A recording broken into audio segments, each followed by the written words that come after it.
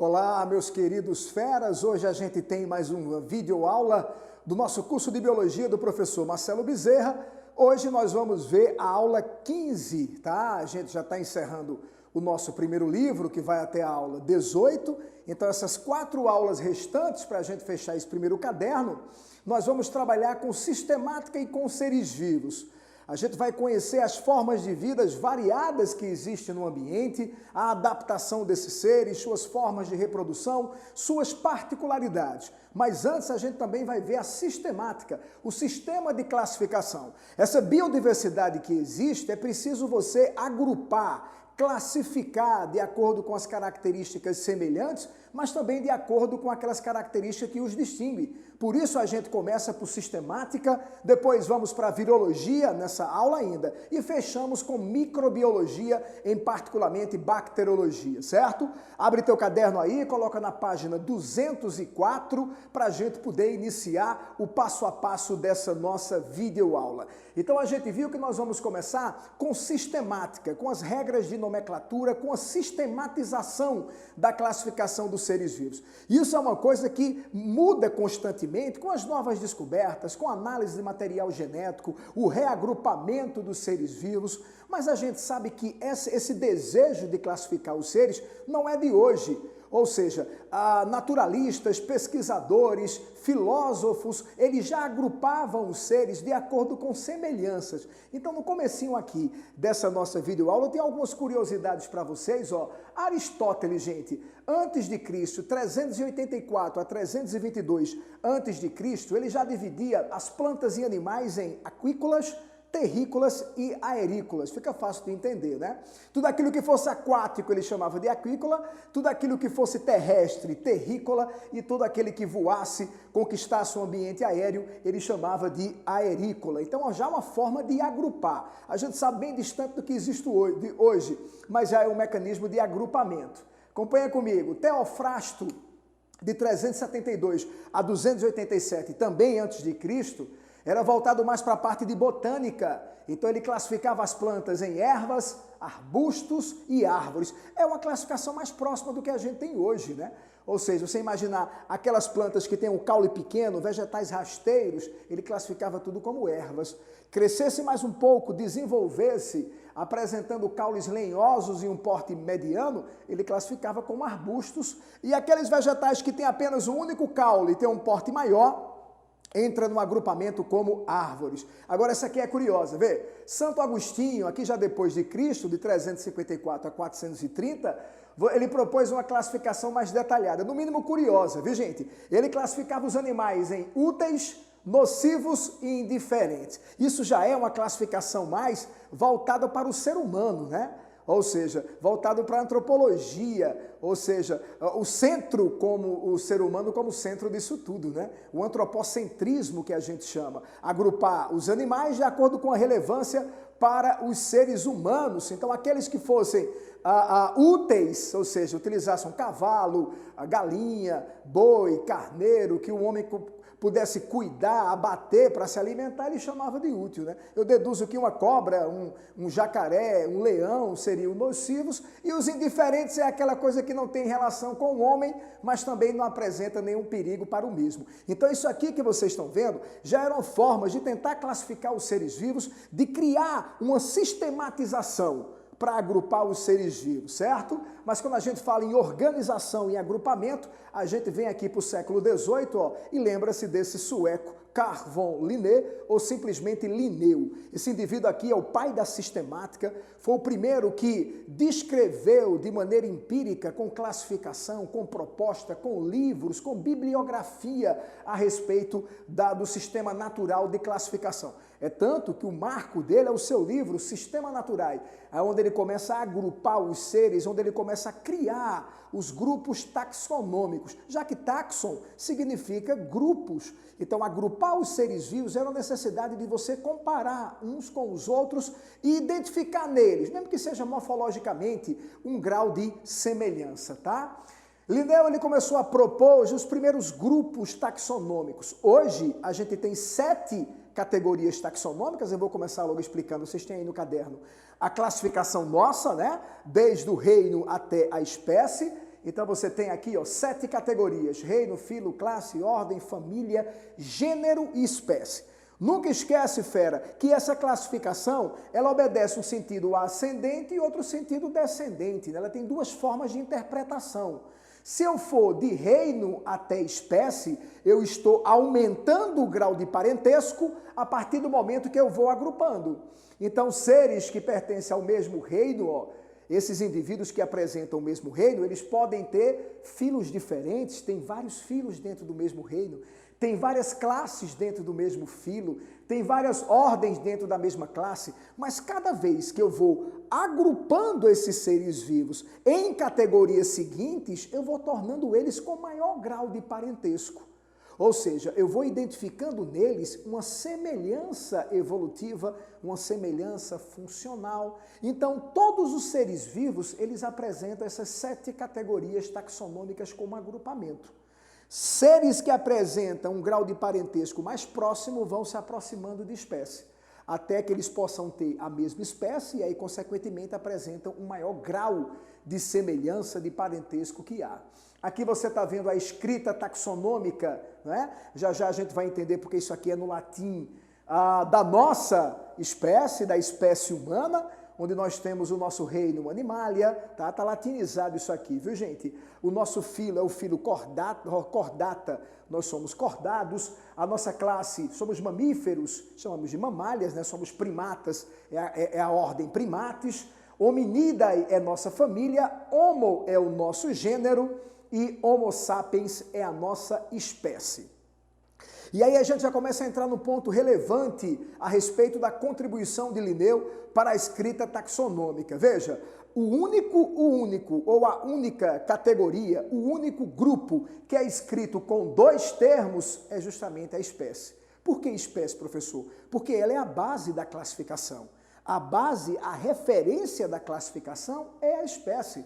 Quando você encontra um animal que você nunca viu, a pergunta que você faz é: que espécie de animal é esse, né?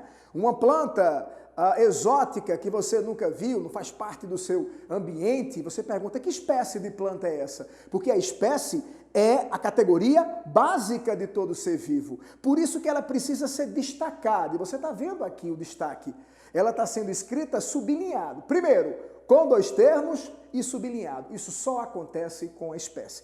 Escrever eles latinizando, isso é uma regra geral para qualquer escrita, qualquer grupo científico. Agora, exclusivamente a espécie deve ser escrita com 2 termos e deve estar destacada do teu texto, tá? É o que a gente vai seguir adiante aqui, conhecendo as categorias e as nomenclaturas. Acompanhe comigo. Espécie é a base da classificação de um ser vivo, né? Por isso que ela deve ser destacada.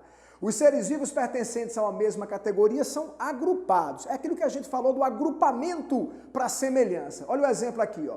Plantas de uma mesma família são agrupadas de uma mesma ordem. É aquela classificação que a gente te mostrou de baixo para cima. Seres da mesma espécie pertencem ao mesmo gênero, do mesmo gênero pertence à mesma família, da mesma família à mesma ordem, da mesma ordem à mesma classe, da mesma classe ao mesmo filo, do mesmo filo ao mesmo reino. Então você vai agrupando os seres vivos em categorias superiores. Nunca esqueça que a categoria seguinte, se eu classificar de maneira o quê? Descendente, ela não é obrigatória. Se eu te disser que 2 plantas, olha o exemplo, pertencem à mesma ordem, é porque elas pertencem à mesma classe, classe é uma categoria superior. Ao mesmo filo, que em plantas geralmente a gente usa o termo divisão, mas é a mesma coisa, e ao mesmo reino, mas não obrigatoriamente à mesma família, ao mesmo gênero, se acaso eu disse que ela pertencia à mesma ordem. Você está entendendo? A categoria seguinte, ela não é obrigatória. Obrigatória é a categoria anterior. Por isso que ele disse aqui, ó, voltando para a gente poder entender. Plantas de uma mesma família são agrupadas em uma mesma ordem. Família vem depois que ordem. Vamos seguir. Quanto mais próximos os indivíduos estão da categoria espécie, maior é o grau de semelhança entre eles. Então, quanto mais eu me aproximo ali da espécie, mais eu tenho semelhança entre esses indivíduos. Vamos chegar na nomenclatura binominal. Como eu disse a vocês, isso aqui foi o marco de Linneu, porque só assim ele conseguiu dar ênfase, ele conseguiu dar destaque ao nome da espécie do ser vivo, porque representa sua identidade. Então, se essa nomenclatura é dita binominal, é porque nós escrevemos ela com dois termos, nunca esqueçam disso. Além disso, existem outras regras básicas e importantes. Eu costumo dizer assim, fera, taxonomia é como se fosse uma cartilha para você tirar a sua habilitação, né, a sua carta de motorista, para você aprender uma determinada cartilha. Então você tem que entender e simplesmente ir compreendendo as regras de escrita, porque quando estas aparecerem diferentes na questão, você consegue identificar imediatamente, não tem erro, certo? Vamos lá, nomenclatura binominal. Olha só, a espécie só deve ser escrita com dois termos, exclusivamente com dois termos. Olha aqui o exemplo. Canis familiares. Canis familiares é o nome científico do cão doméstico, do cão que a gente tem dentro de casa, né? Aquele cão que você cuida. Essa espécie aqui tem várias raças dentro dela, inúmeras raças de cães que pertencem a canis familiares. Por que escrever com dois termos? Porque o primeiro termo, que a gente chama de termo ou epíteto genérico, ela é uma repetição do gênero, enquanto que o segundo termo é chamado de termo ou epíteto específico. Este aqui, este segundo, é aquele termo que você apadrinhou, que você deu um nome para poder representar uma característica específica. Porque o primeiro termo da espécie, ele é genérico. Está aí o termo gênero. Ele é a repetição do gênero. Homo, se você lembrar no slide anterior, é o nosso gênero e Homo sapiens é a nossa espécie. Então, Homo é o termo genérico, sapiens é o termo específico. Agora, preste bem atenção nessa casquinha de banana. Nunca escreva o nome de uma espécie com um termo só. Então, geralmente, o que é que as questões colocam? Canis familiares, onde canis é o gênero e familiares é a espécie. Não. Primeiro, canis não é o gênero, porque não está sozinho, está junto de familiares. Canis é o epíteto genérico. Enquanto que familiares não é a espécie, porque a espécie só se escreve com dois termos. Familiares é o epíteto específico. Então, canis familiares é o nome da espécie desse cão. Perfeito? Sempre com dois termos. Bora lá seguir com algumas regrinhas também. A escrita deve ser latinizada. O aluno pergunta, por que latinizado, professor? Se a língua universal é a língua inglesa. Por conta disso mesmo, viu, gente? A língua inglesa e outras línguas, elas são muito versáteis, modificam, né? Regras modificam, a língua portuguesa, a espanhola, elas vão se modificando, enquanto que o latim hoje é praticamente uma língua engessada, é uma escrita engessada. Então, por isso que desde aquela época, onde era a escrita padrão do mundo inteiro, e hoje, que é uma escrita ultrapassada, se mantém o termo sempre latinizado. A espécie deve ser destacada num texto, você tem 3 ferramentas para destacar, certo? Você pode utilizar primeiro o termo em negrito, é uma dos recursos que você tem aí no computador. Você pode colocar em itálico também, que é outro recurso, ou você pode sublinhar. Nunca usar os 3, tá? Um dos 3 já é suficiente para você dizer que aquilo ali trata-se de uma espécie. Ou você sublinha, ou você usa o termo em negrito, ou usa em itálico, 3 ferramentas que você tem aí no seu computador. Ainda seguindo, a primeira letra do termo genérico deve ser maiúscula, enquanto que a primeira letra do termo específico deve ser minúscula. Já começa a entrar nas regrazinhas mais específicas, viu, gente? Acompanha comigo, dá uma olhada para cá. Felis catus. Felis catus representa o nome específico do gato doméstico, tá? Onde a gente sabe que felis representa o termo genérico e catus representa o termo específico, a espécie escreve-se felis catus. Tá aqui, ó, sublinhado, me dizendo que é uma espécie, tá beleza? A primeira letra, F, de felis, tá maiúscula. A primeira letra do termo específico, de catus, que é a letra C, está minúscula, obedecendo essa regrinha aqui. Epíteto genérico, letra maiúscula. Epíteto específico, letra minúscula. Bora lá. Se em biologia não tiver exceção, não é biologia, né? Cuidado com isso, tá?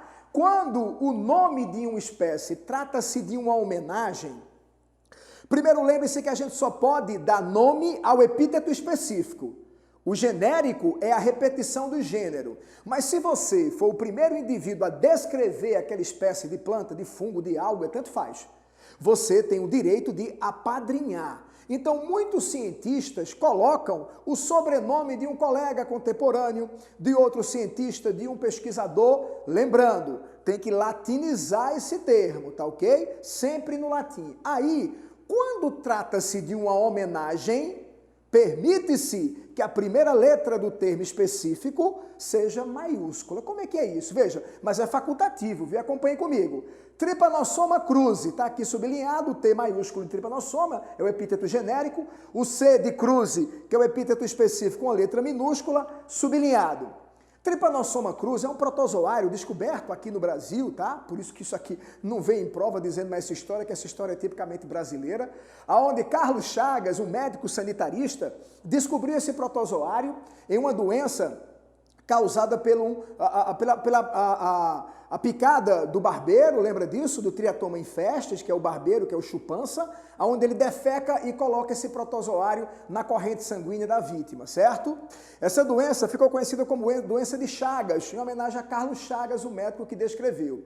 Só que quando Chagas identificou o protozoário pela primeira vez, ele quis homenagear Oswaldo Cruz, outro médico sanitarista, os dois muito relevantes para a medicina brasileira, tá, gente? Vocês, futuros médicos, na literatura médica brasileira, cita-se muito a participação, a importância sanitarista, a ação de medicina popular mesmo, medicina para o povo, que esses dois médicos tiveram na história da nossa medicina. Então, tanto Carlos Chagas quanto Oswaldo Cruz foram duas figuras muito importantes no cenário médico brasileiro. Então, o que foi que Carlos Chagas fez? Homenageou Oswaldo Cruz, colocando Trypanosoma cruzi. Trypanosoma é o termo genérico e cruzi faz a referência ao sobrenome de Oswaldo, que é Oswaldo Cruz. Só que não pode colocar cruz, porque cruz é brasileiro, coloca cruzi, que é em latim. Por ser uma homenagem, preste bem atenção, esse C de cruzi, ele pode ser maiúsculo, tá? Por tratar-se de uma homenagem. Aí você vai perguntar aí de casa, assistindo minha aula, vai dizer assim, professor, eu estou imaginando você fazendo isso.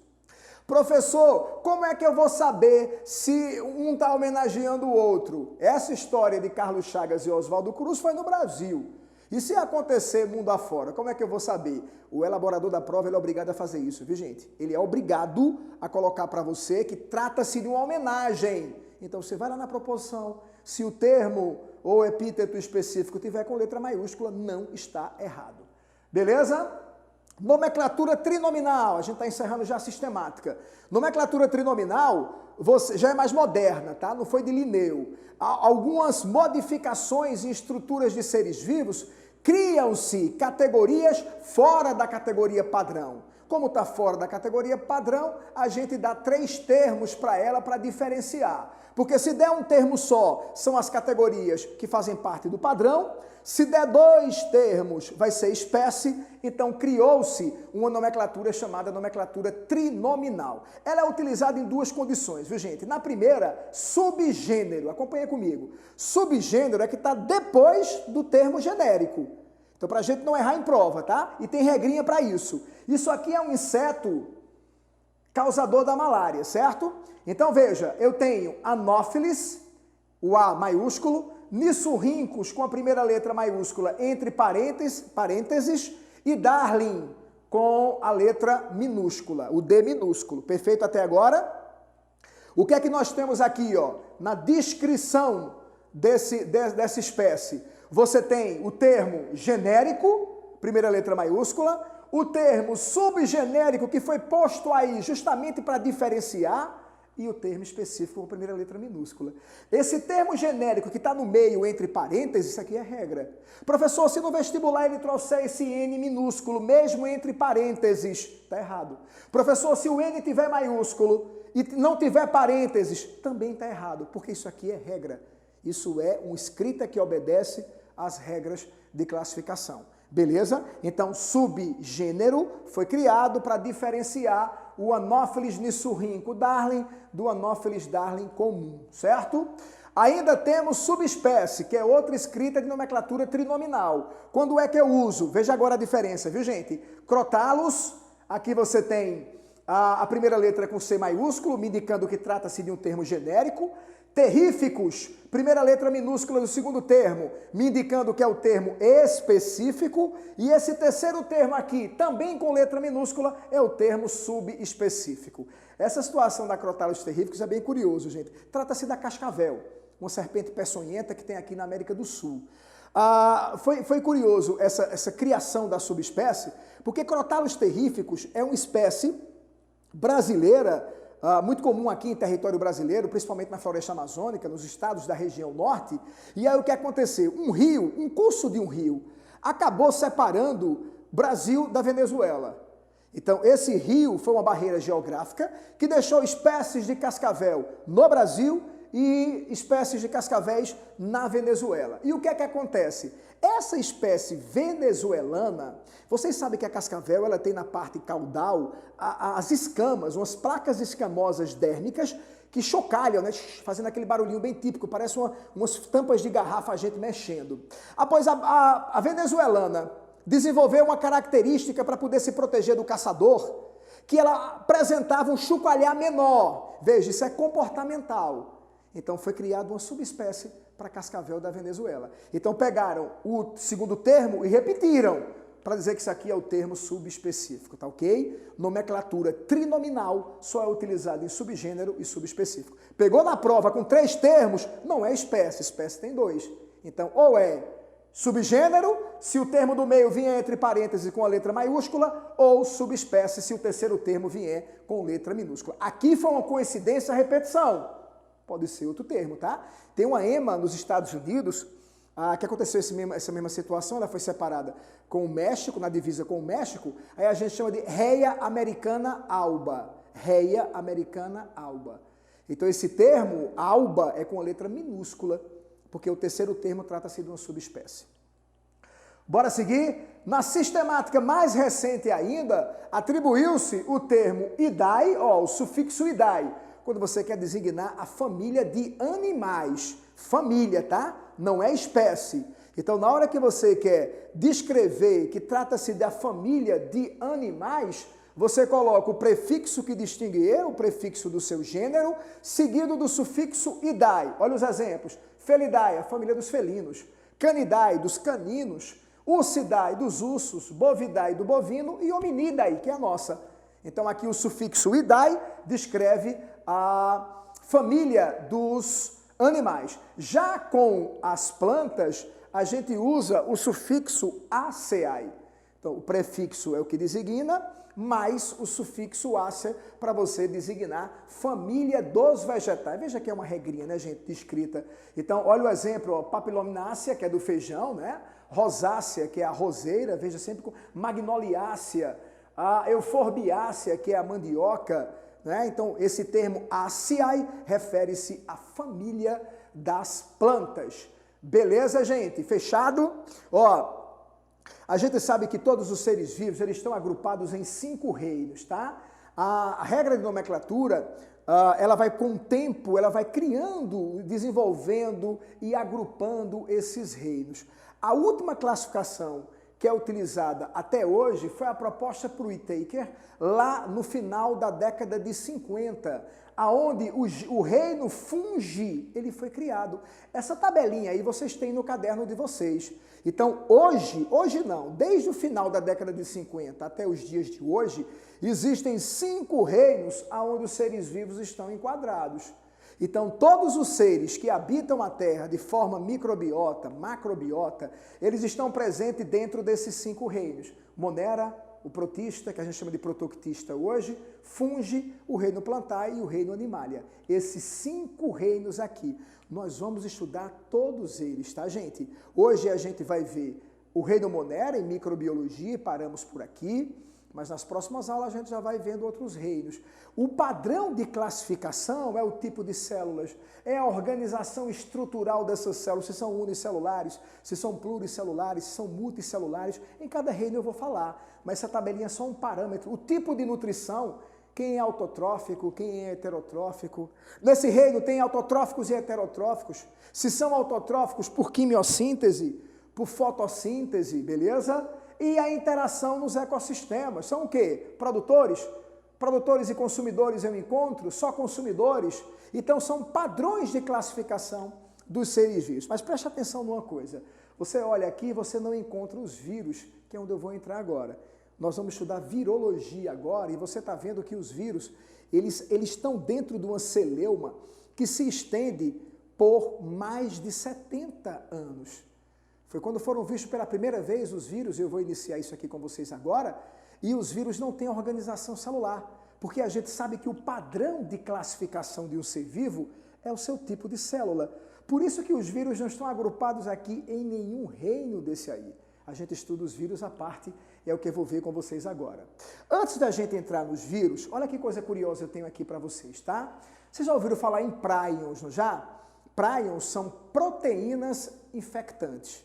Eu coloquei isso aqui porque a gente vai começar a vírus daqui a pouco e eu quero te mostrar uma coisa bem curiosa. Vírus são partículas infecciosas. Os prions são proteínas infecciosas. Eu creio que muitos já conhecem sobre os prions. Os prions eles foram descobertos e identificados pela primeira vez no final do século passado, 1997, 95, 97, mais ou menos assim. Como é que eles foram descobertos? A criação bovina europeia, principalmente Suécia, Suíça, Bélgica, Holanda, ali você tem um rebanho de gado da raça Shorton, muito valioso economicamente, tanto para o abate, para o consumo da carne, como também da produção leiteira. Esses animais começaram a apresentar um comportamento bem curioso. Eles ficavam agressivos, perdiam peso rapidamente, tá? Tremores na perna, sem conseguir ficar em pé. Quando era feita a autópsia nesses animais, encontrava o encéfalo dele como se fosse fragmentado. O encéfalo parecendo uma esponja cheia de buracos. Por isso que ficou conhecido como encefalopatia espongiforme bovina, que recebeu o termo pejorativo quando chegou aqui no Brasil de doença da vaca louca, você deve lembrar disso. Mas quando foi descoberto com os humanos, que foi chamado de encefalopatia espongiforme humana, ficou conhecido como o nome dos dois médicos que descreveram, Creutzfeldt e Jacob. Esses dois médicos encontraram em humanos. Professor, o que é isso? Gente, vocês já viram síntese proteica comigo? A síntese proteica é determinada pela quantidade de aminoácidos. Quando você tem a produção dessa proteína, a quantidade de aminoácidos determina que pare naquele quantitativo. Só que essa proteína defeituosa, ela começa a acrescentar aminoácidos e aumentar seu tamanho de maneira descontrolada. Isso rompendo a membrana plasmática das células, destruindo a estrutura física das células e dos tecidos, causando essa doença que hoje é controlada. As pessoas não devem se alimentar desse gado que apresente essa doença, não devem consumir o leite desse animal. Aqui você vê a imagem, ó, ela já trazendo aqui para o DCJ, que é a chamada doença de Creutzfeldt-Jacob. Isso aqui já é nos humanos, né? Você tem uma destruição progressiva do encéfalo desse indivíduo por conta do crescimento descontrolado dessas proteínas, ó, perda de memória, tremores, desordem no andar, que eles chamam aqui de marcha, postura rígidas, ataques epiléticos, né, gente? Ataques convulsivos e paralisia facial. Muitos morrem de múltiplas hemorragias aqui na cabeça, ó. Vários e vários acidentes vasculares acontecem no cérebro do indivíduo, beleza? Eu coloquei isso aqui porque a gente classifica muitas vezes os vírus como partículas infectantes. Você já imaginou? Vou deixar essa pergunta para você que está me acompanhando. Você já imaginou se uma proteína dessa fosse envolvida por uma cápsula e tornasse um agente infeccioso? Está aí a pergunta. Não esqueça que ciência não se faz com respostas. Ciência se faz com perguntas. Bora seguir? Vamos estudar agora sobre os vírus, vamos conhecer a virologia, o estudo dos vírus. Os vírus têm uma coisa muito curiosa que é o seguinte, vejam, só foi possível ser visto, e a gente viu isso aí em citologia, a partir da metade do século anterior, século passado, século XX, com a construção do microscópio eletrônico. Mas antes já se deduzia que existia partículas, um veneno, vamos dizer assim, já que a palavra vírus significa veneno se você traduzir do latim para o português, que é capaz de contaminar humanos, animais e plantas, tá? Como é que foi proposto a descoberta desses vírus? Ou pelo menos alguém deduziu que devia existir um veneno contagioso, infecto contagioso. Vem comigo, ó. Lá no século XIX, em 1884, Chandler, trabalhando no laboratório de Louis Pasteur, descobriu que ao passar um líquido contendo bactérias através de um filtro de porcelana, que é um filtro de uma alta resolução de filtragem, viu, gente? As bactérias ficavam completamente retidas e a solução ficava estéril. Só assim eles começaram a filtrar. Então, se eu filtrei aqui, bactérias ficaram retidas no filtro de porcelana e o líquido está estéril. Pois bem, olha o que o russo Dmitry Ivanovsky descobriu um pouco depois, lá em 1892. Aplicou um teste a um filtrado de plantas que sofriam de uma doença que é a chamada doença do mosaico do tabaco. O tabaco é uma planta. E essas folhas começavam a perder a pigmentação verde, ficando esbranquiçada. Então, o que foi que Ivanovsky fez? Pegou essas folhas, levou para um laboratório, macerou essas folhas, utilizando o macerador, e colocou essas folhas aonde? Nesse filtro de porcelana. Quando ele filtrava, esse líquido aqui não continha bactérias, porque as bactérias ficavam retidas no filtro, mas continham vírus, porque o tamanho do vírus é bem menor, vírus é em micrômetro de diâmetro, então passa pelo filtrado e ficava aqui, nesse líquido, que ele achava que estava estéril por ter sido filtrado, mas não estava. Quando ele pegava esse líquido, colocava no borrifador, borrifava as folhas de tabaco sadias, e essas folhas começavam a apresentar os sintomas daquela planta anterior, de onde ele tirou as folhas contaminadas. Por isso que foi proposto, existe um veneno, olha a palavra vírus, invisível aos olhos da microscopia da época, mas que pode causar doenças em animais, em plantas. Para você ter ideia, gente, a própria hidrofobia, a raiva, Louis Pasteur também propôs que esse veneno, existe um veneno na saliva de um cão raivoso, de um gato raivoso, de um ser humano que tem hidrofobia, que tem a raiva, tá? Essa foi a celeuma que acompanhou o vírus durante todo esse mecanismo. Quando os vírus foram vistos pela primeira vez, não encontramos nenhuma estrutura celular nos vírus. E como está tão atual falar em vírus, né, gente? Como está tão contemporâneo essa conversa sobre os vírus que a gente está ouvindo todos os dias. Vamos ver as características gerais dos vírus? Micropartículas acelulares. Olha aqui a discussão onde começa. Vírus não tem nenhuma organização celular. Não tem membrana plasmática, não tem citoplasma, não tem núcleo. Não possui estrutura de célula, já falamos. Sua composição química é básica, é uma nucleoproteína. Claro que tem vírus que tem algo mais. O SARS-CoV tem um envelope lipoproteico. Mas, basicamente, os vírus são nucleoproteínas.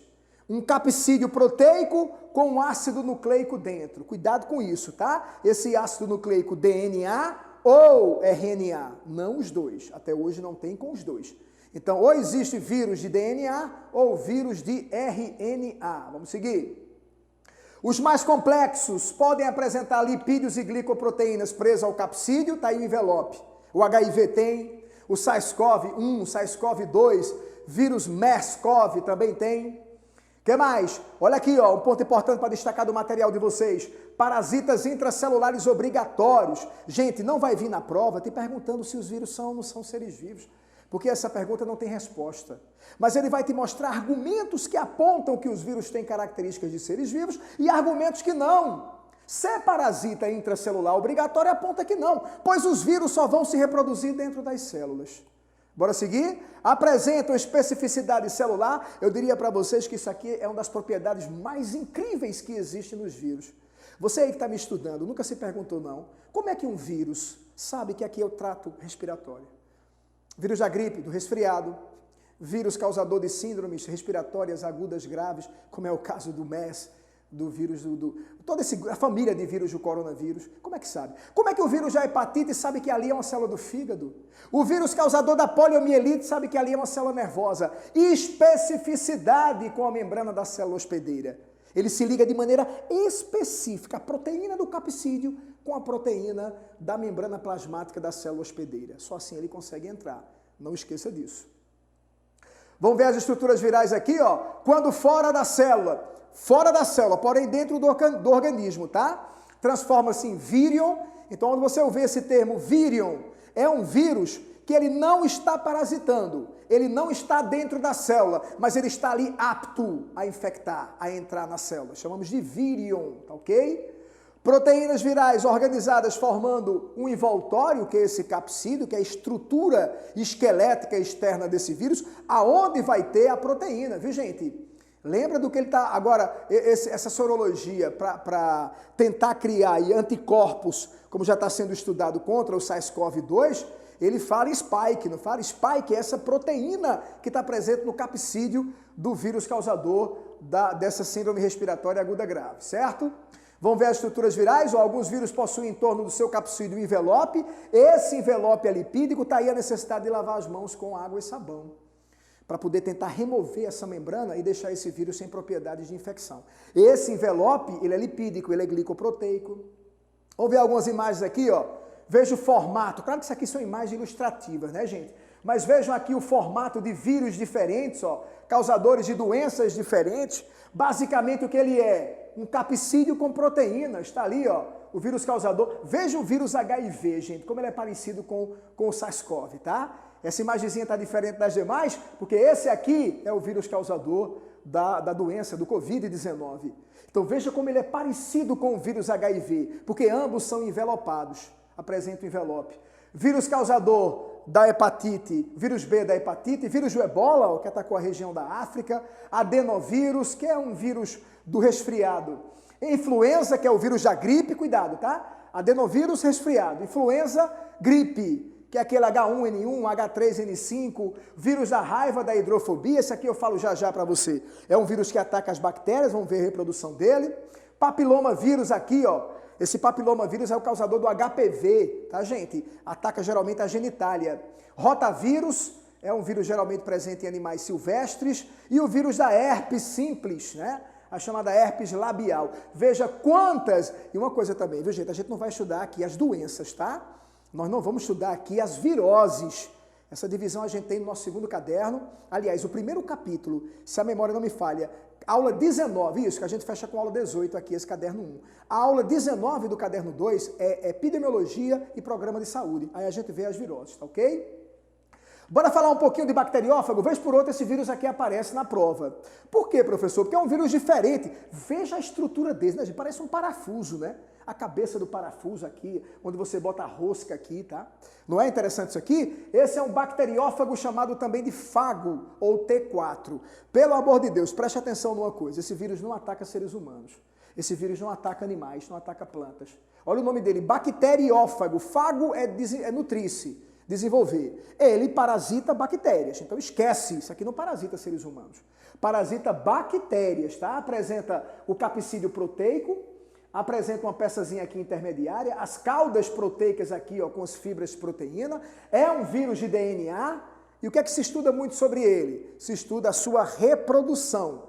Reprodução do bacteriófago. Então presta bem atenção aqui nesses dois ciclos que eu vou te explicar. Ciclo lisogênico e ciclo lítico desses bacteriófagos. É bem curioso a reprodução dele. Então vem comigo aqui, ó. Tá aqui, ó. A bactéria a ser parasitada, a bactéria não infectada. O vírus pousa na parede celular bacteriana e injeta o material genético. Isso aqui é chamado provírus, é o DNA dele. Esse DNA vai se juntar ao DNA bacteriano e agora a carga parasitária começou. Toda vez que essa bactéria se reproduzir, ela vai reproduzir também o segmento viral. Por isso que esse vírus está parasitando aqui, por isso que ele está se reproduzindo. Essa cápsula aqui vai embora, que isso aqui é só uma casca. Vírus é material genético. O que o vírus quer é formar novos materiais genéticos dentro de uma célula hospedeira. Essa bactéria aqui não está infectada? Quando ela reproduzir, ela vai reproduzir também a carga genética viral, está aqui, ó, o DNA do vírus junto com o DNA bacteriano. Essa aqui vai formar 2, mais 2, as 4, 8, as 8, 16 e assim por diante. Esse ciclo chama-se o quê, gente? Ciclo lisogênico. Pode ver que a bactéria, ela está viva aqui, ela tá preservada. Porém, veja que coisa curiosa, viu? A qualquer momento, qualquer estímulo externo que possa comprometer a sobrevivência dessa bactéria, ela faz um mecanismo chamado, o vírus faz um mecanismo chamado de indução viral. O que é indução viral? Eu costumo chamar de sacanagem viral. Vê por quê? Material genético aqui junto com a célula hospedeira. A partir do momento que qualquer mecanismo do meio for comprometer a vida e o metabolismo bacteriano, pode ser um antibiótico, uma radiação, uma substância química. O que é que esses vírus fazem? Soltam o material genético do material genético bacteriano, cria várias cópias, fabrica novos vírus dentro da bactéria e a bactéria não aguenta e rompe, estoura, promovendo a lise bacteriana. Ora, por que os vírus fizeram isso? Porque, gente, eles detectam que essa bactéria está com o metabolismo diminuindo por qualquer motivo. E aí tu vai morrer, morre sozinha, desgraçada. Por isso que eu chamo, não é de indução, não. É sacanagem viral mesmo, mas o termo técnico é indução viral, viu, gente? Ele sai do ciclo lisogênico e entra em que ciclo, pessoal? No ciclo lítico. Aonde no ciclo lítico ele vai destruir essa bactéria, salvando sua pele, fabricando novos vírus que vão contaminar novas bactérias, tá? Ciclo lisogênico e esse é o ciclo lítico, beleza? Vamos ver alguns ciclos reprodutivos virais para a gente fechar aqui com os vírus. Reprodução de vírus de DNA. Você tem esse esquemazinho aí no seu caderno. Aqui você vai ver como é que um vírus de DNA ele se reproduz.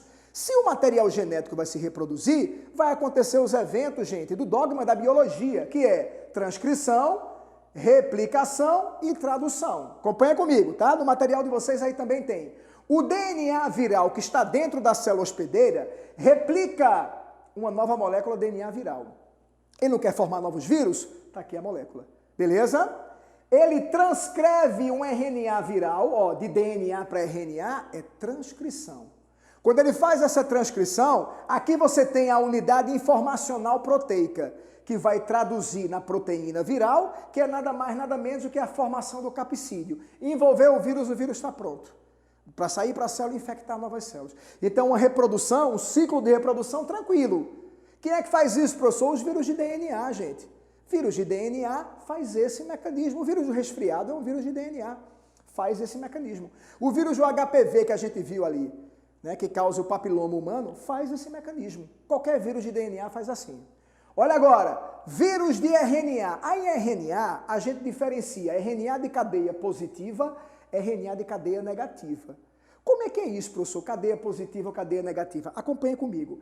Essa molécula de RNA viral, ela sendo chamada de RNA de cadeia positiva, ela é capaz, chama também de RNA+, ela é capaz de replicar uma nova, preste bem atenção, uma nova molécula viral, que será o novo vírus, mas ela também é capaz de transcrever a informação da proteína que vai envolver o capsídeo do novo vírus. Você compreendeu? Quando é de cadeia positiva ou RNA+, a mesma molécula de RNA tem a capacidade de replicar novas moléculas, replicação, está criando cópias.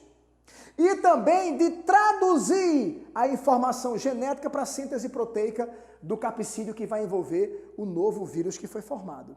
Quando ela é de RNA negativo, vem comigo, ela precisa de uma cadeia complementar. Olha a diferença no esquemazinho de vocês aí no caderno.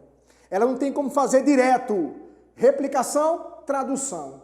Então ela replica uma molécula que será o novo vírus, está aqui, mas também replica uma cadeia de RNA viral complementar. Esta complementar tem a responsabilidade de traduzir a informação em proteína que vai formar o novo capsídeo. Tá beleza? Que vai originar o capsídeo para poder formar ali o novo vírus.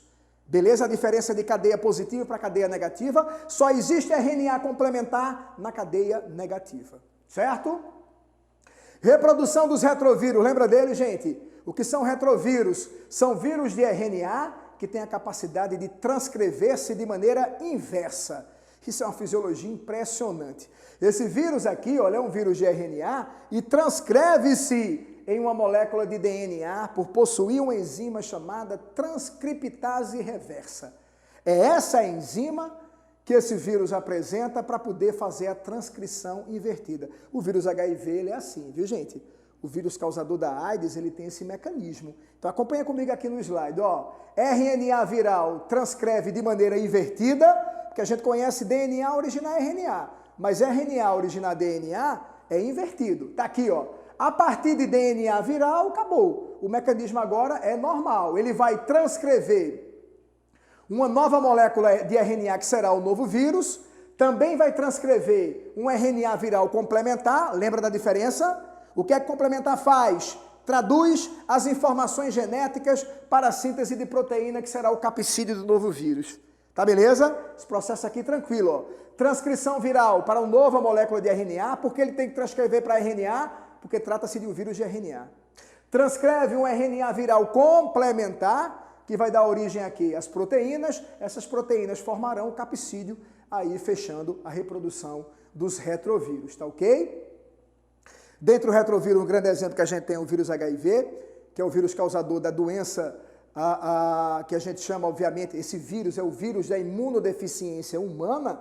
O nome da doença é AIDS, que está em inglês, né, gente? Se a gente aportuguesasse o termo AIDS, viraria SIDA, Síndrome da Imunodeficiência Humana, certo? Esse vírus, os primeiros casos foram na década de 70, viu, gente? Há uma discussão muito sobre a origem do HIV, se veio por zoofagia, a prática de se alimentar de animais, de primatas no continente africano, se veio por zoofilia, a prática de algumas tribos nativas da África de sexo com animais, tá? Ainda existe essa discussão. Uma coisa é certa, tinha uma teoria que dizia que poderia ter sido feita em laboratório. Olha o SARS-CoV aí, ó. Olha o vírus causador da Covid-19. Isso é muito improvável, gente. Desde que prove o contrário, é pouco provável que um vírus como o vírus HIV, que um vírus como esse vírus agora, causador da Covid-19, seja fabricado em laboratório, certo? Essa teoria caiu muito no meio científico. Possui um envelope externo, possui 2 moléculas de RNA, olha agora, 2 moléculas de RNA, 2 cadeias de RNA o HIV tem. Opa, deixa eu só voltar aqui. Apresenta a transcriptase reversa, grifa aí do seu material, porque essa enzima aqui é o diferencial dele, tá? Transcreve DNA a partir de RNA, por isso que é chamado de retrovírus, tá aí o termo dele.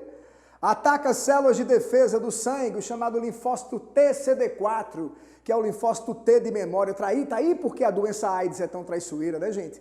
Cada vez mais diminui a quantidade de linfócito CD4, esses invadidos pelo vírus HIV. Consequentemente, qual é a missão do linfócito CD4? Alarmar no corpo da gente agentes invasores. Por isso que as pessoas que têm o vírus HIV e, consequentemente, têm a doença AIDS, essas pessoas morrem de doenças oportunistas, infecto-contagiosas oportunistas, porque o sistema de defesa dele, a imunologia dele está deprimida.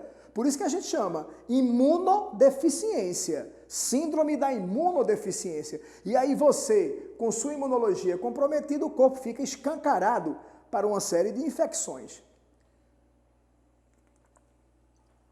Vamos seguir aqui? Hoje, olha a mutação que é, viu, gente? Olha a mutação, veja como os vírus têm propriedade mutagênica. Hoje existe 5 tipos de HIV, de HIV1 até HIV5. Claro que a sorotipagem de amostra é sempre HIV1 e 2, tá? Ninguém vai ter o 3, o 4 e o 5 sem ter 1 e 2, que é a primeira linha de frente desses antígenos, beleza? Ó, antes de eu mostrar isso aqui para vocês, o passo a passo, a gente vai dar uma paradinha aqui para ver um vídeo bem curtinho, um vídeo rápido que vai te mostrar de maneira aí, com a animação, como acontece a entrada do vírus HIV na célula CD4. Preste bem atenção nas proteínas, a proteína GP, que é a proteína que está na membrana plasmática para recepcionar esse vírus HIV. Preste bem atenção na proteína do envelope viral do vírus HIV entrando na célula. É bem bacana esse vídeo, acompanha aí.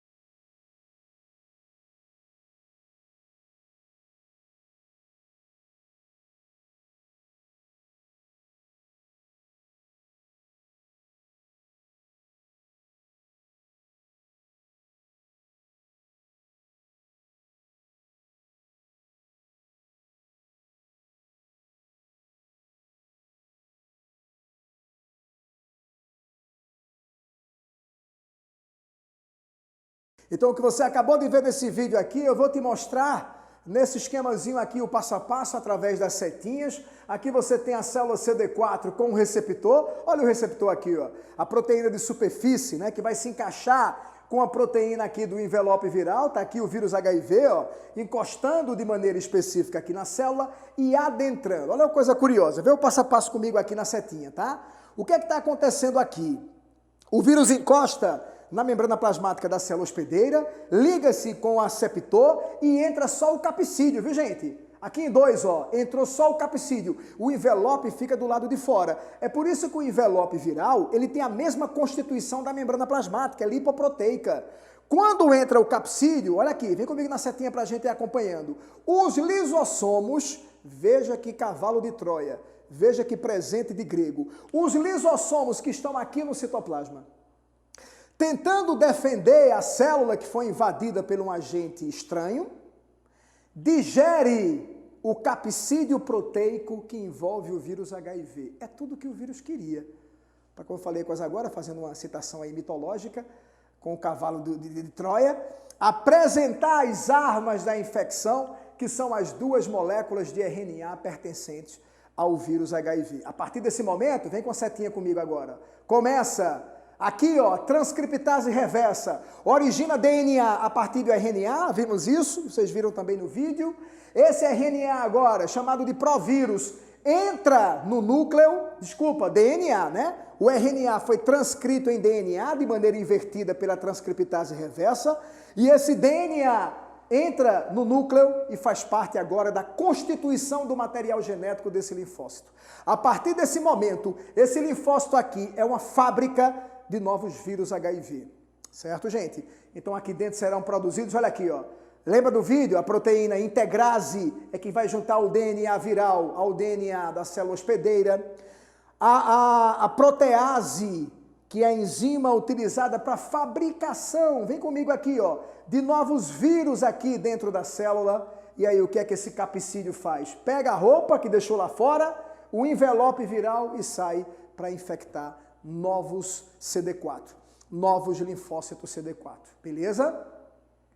Então tá aqui o processo final, ó, saindo novos vírus para infectar novas células. Para a gente fechar com virologia, eu queria conversar com vocês sobre alguns vírus oncogênicos. O que é oncogenia? Oncogenia é o surgimento do câncer. São vírus que podem desencadear no indivíduo que tem essa doença o câncer, viu, gente? Eu não estou dizendo que todos os indivíduos que têm os cânceres que eu vou citar aqui, essas doenças neoplásicas que eu vou citar aqui, é obrigado a ter o vírus. Não.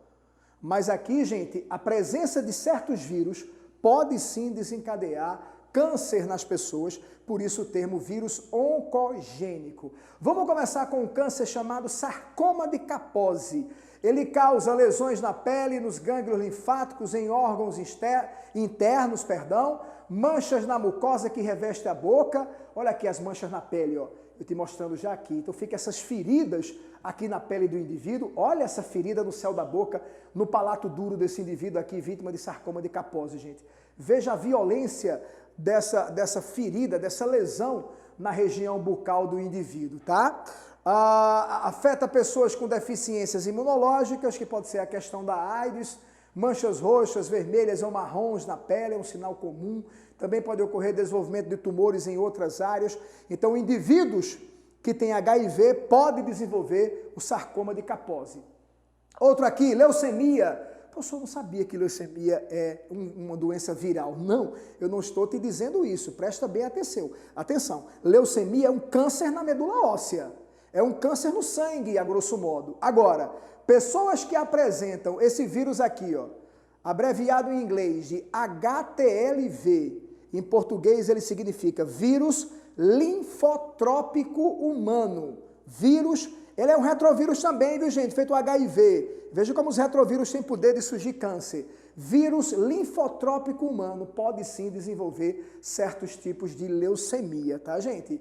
É da mesma família do retrovírus, esse é um retrovírus da família do HIV, viu, gente? Infecta a célula T, o linfócito T, por isso o termo, ó, linfotrópico humano, tá ok? Existem dois tipos de HTLV, HTLV1, HTLV2, Esse primeiro são graves doenças neurológicas, ó, enquanto que o outro vai levar a esse tipo de leucemia, onde o indivíduo apresenta essas pintinhas vermelhas aqui pela pele, geralmente na região do tronco. Então, algumas leucemias, elas podem sim ser originadas a partir de indivíduos que têm o HTLV em sua medula óssea. HPV, olha assim, esse vírus que causa o câncer, né, gente? Câncer de pênis, câncer de colo do útero, rapaziada, dito por profissionais da área de saúde, ginecologistas, obstetras, dificilmente uma mulher que tem câncer do colo do útero, ela dá HPV negativo, porque é um vírus altamente destruidor, ele forma verrugas no colo do útero, tá? Ulcerações, verrugas e lesões que podem sim progredir para um caso de câncer do colo do útero. Nos homens, é aquelas feridas rígidas que ficam ao redor da glande, que é a cabeça peniana, chamada popularmente de crista de galo. É o condiloma, são verrugas rígidas que tem nessa região, podendo sim causar câncer de pênis, viu gente? Existe câncer de pênis pela falta de higiene, pela promiscuidade, sexo sem preservativo, se contaminando com HPV, tá ok? HPV é muito perigoso para o aparelho reprodutor feminino, mas também para o masculino. Então o HPV ele pode sim gerar câncer na genitália, tanto feminina, claro que é o carro-chefe, né? A maior incidência de câncer do colo do útero do que câncer de pênis, mas também pode atacar os homens, por isso que é um vírus oncogênico. Beleza, meus queridos? Vamos para a microbiologia agora? Bora lá começar com microbiologia? Microbiologia, a gente vem... Deixa eu só voltar aqui. Opa! Microbiologia, a gente vem para o reino Monera. Falou em microbiologia, a gente vai lembrar o primeiro reino evolutivo, na escala evolutiva microbiota, já que vírus não são considerados seres vivos pela maioria, né, gente? Se disser isso para um virologista, ele arranca teus cabelos, tá? Virologista, ele acredita fortemente que os vírus são seres vivos. Mas em relação à classificação atualizada científica, o reino Monera é o primeiro reino na escala evolutiva, onde a gente estuda a microbiota com sistema biológico individualizado. Eu já começo com um destaque aqui bem importante, seres procariontes. Procariontes, pessoal, são seres destituídos de núcleo organizado. Lembra disso? Aliás, dos 5 reinos, o reino Monera é o único que tem seres procariontes. Cuidado com essas coisas específicas e singulares em cada assunto. Membrana plasmática, parede celular de consistência gelatinosa em alguns organismos, não possui núcleo organizado, destaque isso aí do teu caderno, não tem material genético individualizado, o material genético está imerso no próprio citoplasma, não possui nucleolo, nucleolo é uma área do núcleo, se não tem núcleo, não tem nucleolo, não possui organelas com membranas, tá? Olha outro ponto curioso também, só tem ribossomos. Nos procariontes, nos moneras, o único organóide citoplasmático presente neles são os ribossomos. O único é o ribossomo, tá? Aí você já está pensando aí, ao invés de decorar, já está compreendendo qual é a função dos ribossomos, que a gente estudou lá em citologia, na aula presencial, lá em março. Que saudade, né, gente? Ó, síntese proteica, produzir proteínas. Nenhum ser vive sem produzir proteínas, tá? Os integrantes desse reino Monera, essa microbiota Monera é formada por quem? Pelos micoplasma, ricécias, cianobactérias e bactérias. Claro que o grande alvo desse capítulo e dos livros sobre reino Monera, esse alvo são as bactérias. Então, esse alvo é a bactéria, tá? Mas, preste bem atenção, esses outros organismos aqui também fazem parte do reino Monera. Vamos começar pelo micoplasma. Esses micoplasmas, gente, eles são abreviados, que ele causa uma doencinha que é uma pneumonia, tá? Chama-se pneumonia, a pleuropneumonia like organisms, por isso que a gente chama de PPLO. Esse tipo de micro-organismo, olha a foto dele aqui, ó, tá? São seres, isso aqui não é núcleo não, é a estrutura interna deles, viu gente? Se é um procarionte, ele não tem núcleo, tá? Geralmente o aluno pergunta isso. São organismos muito simples, não tem parede celular, veja, é como se fossem bactérias, porém sem parede celular. Apresentam uma membrana lipoproteica limitante, ribossomos, são parasitas de mamíferos, pode ocorrer na espécie humana também, mas geralmente são em roedores, principalmente em aves, são eles que causam aquela doença que no interior, quem é avicultor sabe o que eu estou falando, chama de gogo, que dá na galinha, no galo, ok? Ataca a região pulmonar, geralmente a pleura, que envolve os pulmões, causando esse tipo de lesão, certo? Aqui outra imagem aqui deles, ó, desses micoplasmas, são micro-organismos muito discretos, mas é muito importante a gente citar. Rickésias, bactérias com parasitismo, vê que coisa curiosa, intracelular obrigatória. Gente, as rickésias só conseguem se reproduzir se for dentro de uma célula hospedeira. Aí você vai dizer, professor, então elas são vírus. Calma, ela está dentro da célula, mas ela usa as suas ferramentas. Ela não usa a ferramenta da célula hospedeira. Por isso que ela tem sua independência e aí não pode nunca ser classificado como vírus, tá? Agrupadas em pares, cadeias ou isoladas, você está vendo aqui algumas imagens dela aqui pra gente, ó, possui ribossomos, são parasitas de carrapatos, de piolhos, tá? Ele pode causar febre tifoide, lembra da relação de febre tifoide, né, gente? São esses micro-organismos que causam febre tifoide, contamina geralmente o carrapato que está no rato, que está no cão, né? A pulga, então isso aí pode sim causar uma parasitose nos humanos, né, que a gente chama de escárola nodular, que é uma parasitose bem típica que as rickésias fazem nos organismos humanos, tá ok? Bora para as cianobactérias agora. Esse cianobactéria aqui junto com as bactérias são os grupos mais pedidos no vestibular. Micro-organismo com características celulares procariontes, é como se fossem bactérias. Dupla denominação. Utiliza também, gente, algas azuis ou cianofícias, tá? Mas o termo mais atualizado delas são as cianobactérias. Apresentam pigmentos de clorofila, pois são fotossintetizantes. Olha uma característica aí que diferencia ela das bactérias. Fotossintetizantes, apresentam clorofila para poder fazer esse mecanismo, tá? Autótrofos fotossintetizantes com clorofila, só que não esquece de uma coisa, sem cloroplasto. Não confunda a fotossíntese das cianobactérias com a fotossíntese de algas ou fotossíntese de vegetais, pelo amor de Deus. Algas e vegetais são eucariontes. Então, eles apresentam o quê? Cloroplastos. As cianobactérias são procariontes, só tem ribossomos, não tem cloroplasto. Mas tem clorofila presa às lamelas concêntricas e conseguem fazer a fotossíntese. Olha aqui, ó. Olha as lamelas concêntricas aqui no citoplasma. Os pigmentos estão presentes aqui, ó, fotossintetizantes, tá? Elas são chamadas também de algas azuis, que tem essa coloração aqui, ó, ficobilina. É um pigmento presente nela que dá essa coloração azulada, viu, gente?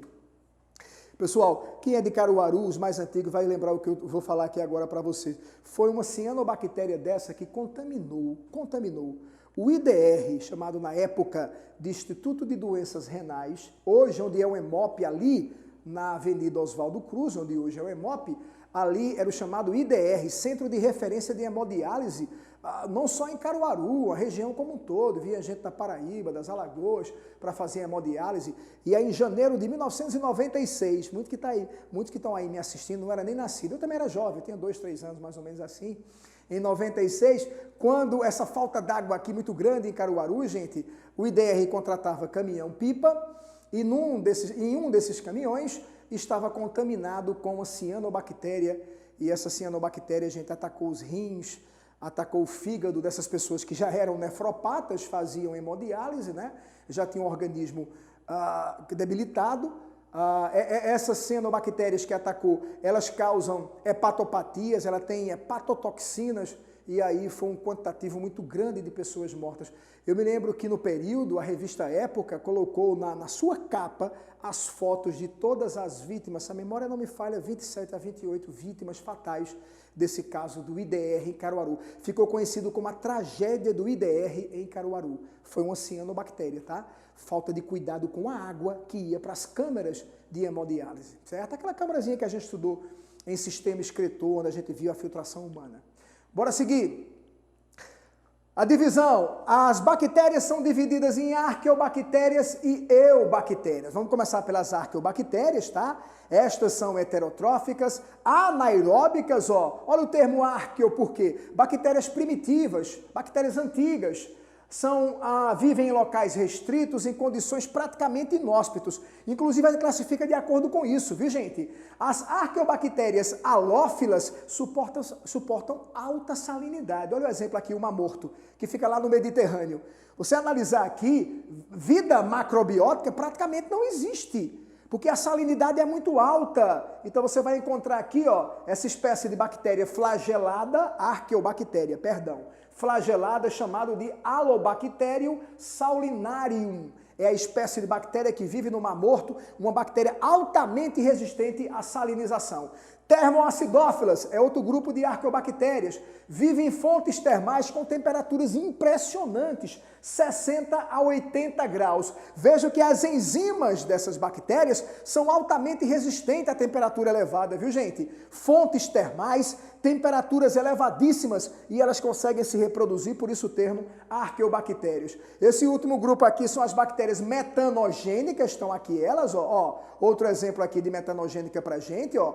Essas bactérias vivem em pântanos, em locais onde você tem a baixa oxigenação, elas ficam liberando gases à base de metano, o CH4, tá aí o termo metanogênica. Olha o nome dessas arqueobactérias, gente. Metanobrevacter Smith, vê que nome gigantesco o nome da espécie dessa bactéria. Olha a outra aqui, ó, Metanobacterium palustre, é o nome da espécie. Olha a taxonomia aqui, ó, escrita em latim, primeira letra maiúscula que a gente viu nessa aula de hoje. Mas vamos seguir para a gente adiantando. Fechando com as bactérias. Esse é o grupo mais pedido em prova, sem sombra de dúvida, viu gente?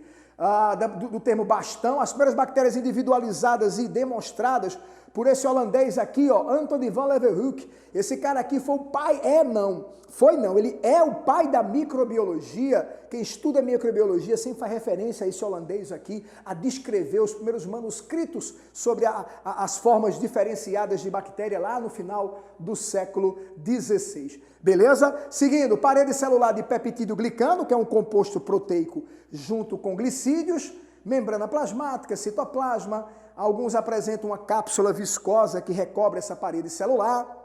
O que mais? Ribossomos, ela tem vários.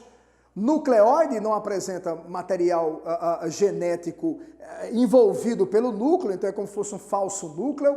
Plasmídios são DNA circulares à parte. A gente vai estudar isso aqui no livro 2, tá, gente? No caderno 2, quando tivermos estudando engenharia genética. Flagelo, muitas delas têm flagelo para sua movimentação, outras apresentam fímbrias, eu vou te mostrar já já, para reprodução, fixação, aderência e também envolvido com a reprodução dessas bactérias. Aqui você está vendo as formas diferentes delas, a gente vai ver os grupos já já.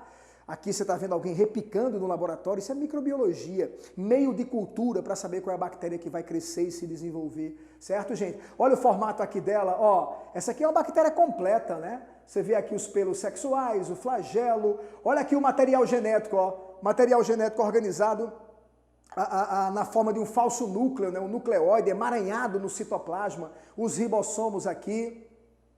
Vamos conhecer as formas. As bactérias têm formas variadas. As bactérias vivem em colônia, ó. Você tem aqui bactérias esféricas, chamamos de cocos, em forma de bastão, chamamos de bacilo, tá aí o termo, né? As espiraladas, os vibriões. Aqui a gente está vendo as colônias, ó. Eu vou te mostrar a imagem, você tem isso aí no seu caderno, fica mais fácil para você compreender essas variações aqui. Acompanha comigo, olha aí, ó. Cocos são esféricas soltas, diplococos. Aí você começa a ler lembrar do nome das doenças, ó. A espécie Diplococcus pneumoniae, causa pneumonia, né, gente? Staphylococcus aqui parece um cacho de uva, ó. Os bacilos, os vibriões. Lembra de vibrião da cólera?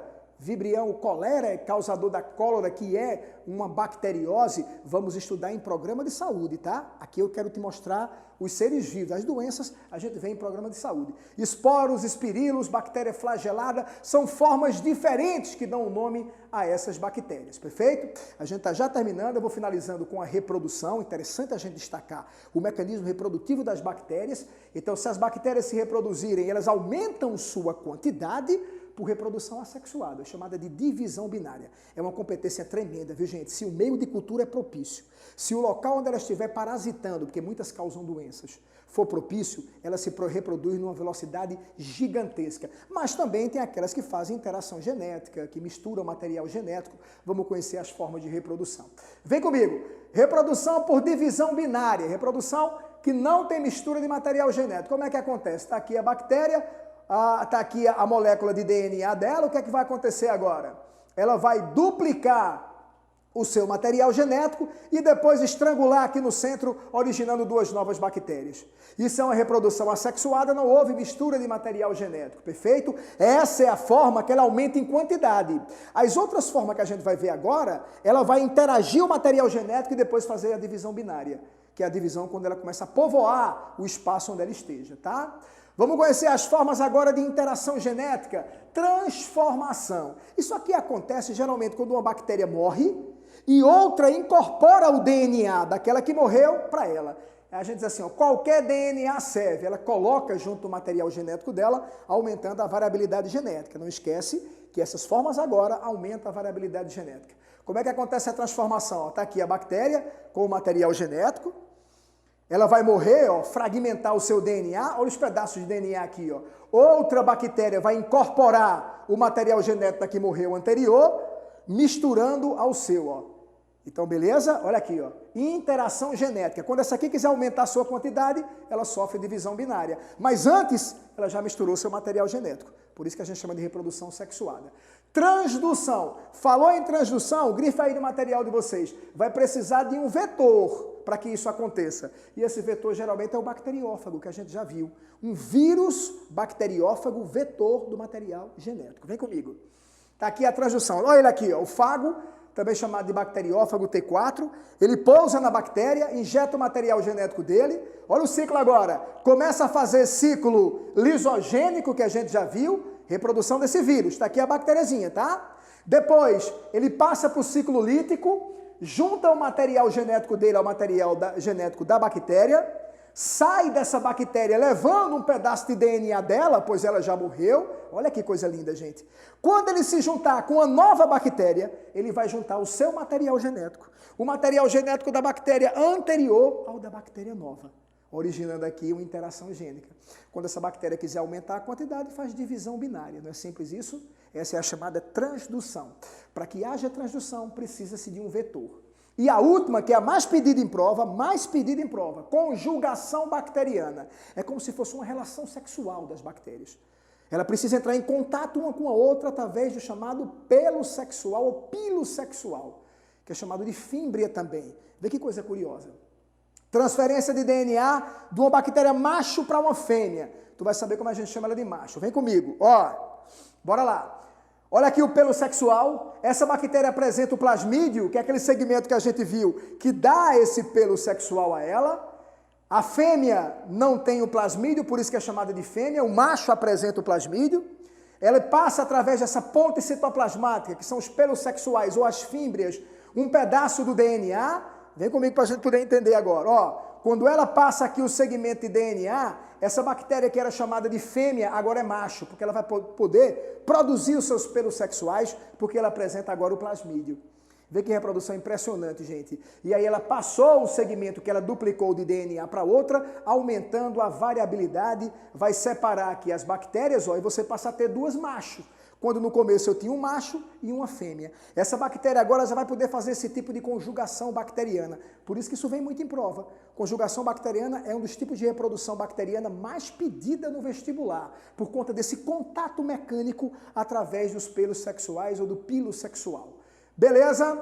Para a gente fechar, agora sim, definitivamente a nossa aula, espero que tenha sido bem aproveitosa para vocês. O conteúdo foi grande, mas foi um capítulo só, viu, gente? A importância das bactérias, tá? Essas bactérias aqui estão envolvidas em processos, gente, industriais, que é o que, gente? A produção de iogurte, de queijo, derivados do leite. Para isso ela realiza a fermentação bacteriana, né? Que é a fermentação láctea, não esquece disso. A gente vai estudar isso aí em bioenergética. Na indústria farmacêutica, a produção de antibióticos e vitaminas a partir das bactérias. Ora, se o antibiótico ele foi feito para combater uma infecção bacteriana, você vai ter, obviamente, as bactérias aí também produzindo aí essa defesa a partir dos antibióticos farmacêuticos, né, desses fármacos, para combater essas doenças. O que mais? A indústria química, na produção de álcool, metanol, o etanol, ok? Na genética, isso aqui a gente vai conhecer lá em biotecnologia, viu, gente? A partir da engenharia genética, usa-se os plasmídios, usa-se as enzimas de restrição, que são ferramentas bacterianas, fixação do nitrogênio, em ecologia a gente vai conhecer isso aí também. Na fixação do nitrogênio, você tem o quê? Você tem as bactérias fixadoras, nitrificadoras, bactérias desnitrificadoras. Então, o nitrogênio entra na vida dos seres vivos por conta das bactérias. Perfeito, gente? Espero que vocês tenham gostado, espero que vocês tenham aproveitado aí a nossa aula. Siga firme e forte e bons estudos a todos.